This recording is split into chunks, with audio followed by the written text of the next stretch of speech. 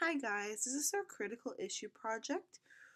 We did our project on diversity. This project is by Sarah, Kelsey, Carly, Guadalupe, and Mario. So what is diversity? Diversity is the condition of having or being composed of different elements, the inclusion of different types of people, such as people of different races or cultures, in a group or an organization. Understanding that each individual is unique is a key aspect that we must be aware of in the classroom. Students are unaware of diversity and thus it causes them to lack an interest in diversity.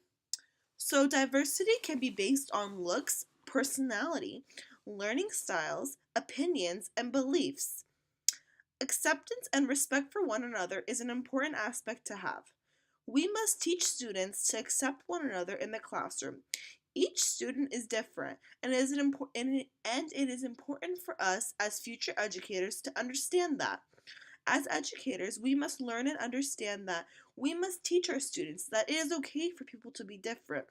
It is okay for people to learn different than you. And it is okay for others to have different opinions than you.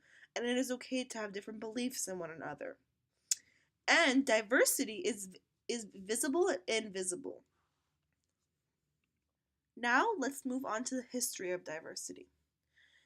Education diversity rooted from the civil rights movement. In the late 1960s, oppressed groups challenged educational discrimination. Advocates demanded cultural alignment with racial diversity. Diversity in the 1960s was very frowned upon. In the 1960s to the early 1970s, women pushed for reform. In the 1970s, LGBTQ and disabled people demanded equality. They fought for their rights, and now their rights are there for them. Many opportunities are being offered for women nowadays and LGBTQ community. James Banks pioneered multicultural education. Banks demanded all school aspects be amended. History slide 2. In 1869, Plessy versus Ferguson, separate but equal educational facilities, segregated schools. Colored schools, underfunded, degraded, lacked learning materials. Different types of schools felt discriminated against. They felt that they were lacking materials and learning just because of their race. Schools were separated by color to avoid fights. Brown versus Board of Education. Unequal rights were being abolished in the rulings. State enhancement, as such, would breed race hate. Equal opportunities were not being emphasized in the schoolings. Southern U.S. resisted abolishment with Southern Manifesto. They resisted racial integration of schools until 1970s. That means that schoolings weren't allowed to have different race mixed in the classroom, thus causing diversity not being allowed in the classroom, thus showing that students were not able to understand what diversity truly was back in the 1970s. History slide 3. Schools were places for American cultural assimilation. Americanization, cultural assimilation aimed at Native Americans. They forced students to learn English, not allowing them to embrace their true culture. Indian Determination and Education Assistance Act of 1975.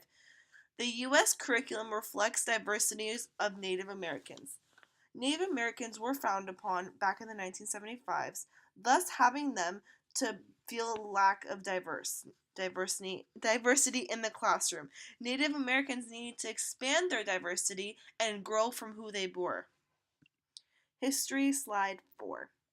In the 1960s, President Kennedy and Johnson affirmative action saved class seats for minorities. Purpose was to preserve diversity in college. President Kennedy and Johnson sided with them. They wanted diversity in colleges, and they set it to be a goal for them. In 1978, Regents of the University of California versus Bake ruled affirmative actions as unconstitutional. In 2003, court case involving University of Michigan The universities reserve rights to affirmative action. Now, moving on to diversity in schools. In different schools, there are immigrants from Latin American, Asian, the Caribbean, the Middle East, African Americans, and Eastern Europeans.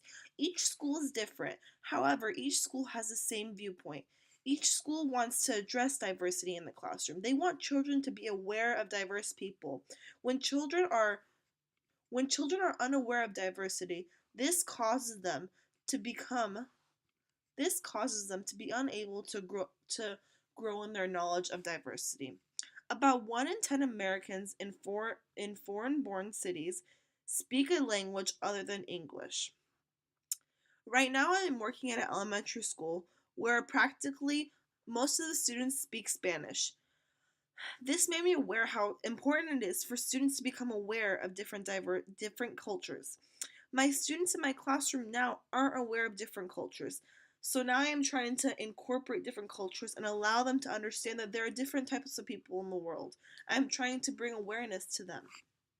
Some ways I do so is sometimes I like to have a potluck and have my students bring different types of food from all over the world. It is predicted in the next 10 years, half of the school children will be minorities: Hispanic, African American, Native, and or Asian American. Students have different type of learning tactics. Some students like to learn logical, mathematical, linguistic slash verbal, bodily, kinesthetic, musical, spatile, interpersonal, intrapersonal, and naturalist. It is important for students to be aware that people learn differently, and not everyone is the same as they are. I remember being in elementary school and learning different from my classmates. It caused me to feel frightened to ask my teacher questions. In my future classroom and in all of our future classrooms, I hope that teachers are able to address these different type of learning skills and have students become aware of these different type of learning skills. Here's a chart on racial/ethnic demographics change in America to public schools 1995 to 2023.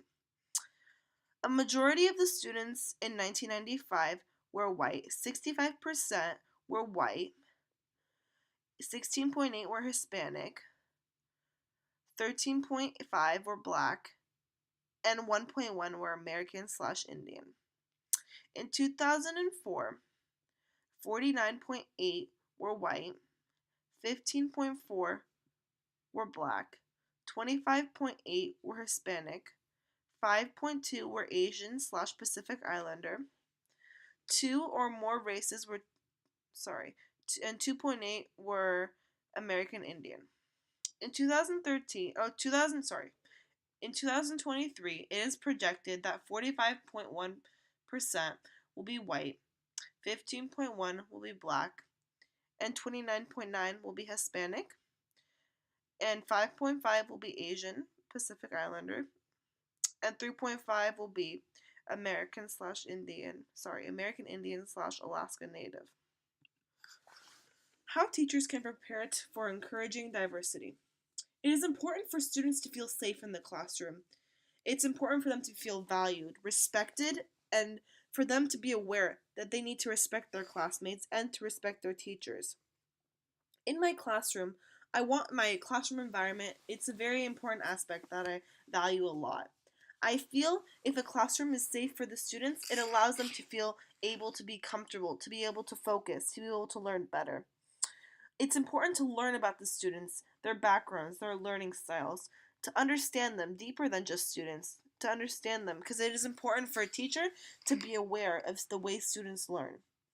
Students are able to learn from one another, and we have zero tolerance for disrespectful behavior or comments. Last but not least, this is our group member rules. What is diversity was Kelsey. History was Sarah and Mario. Diversity in the schools was Carly. And how teachers can prepare for / encourage diversity was Guadalupe. And the voiceover was me, Sarah Can. Here are our references. Thank you so much and have a good day.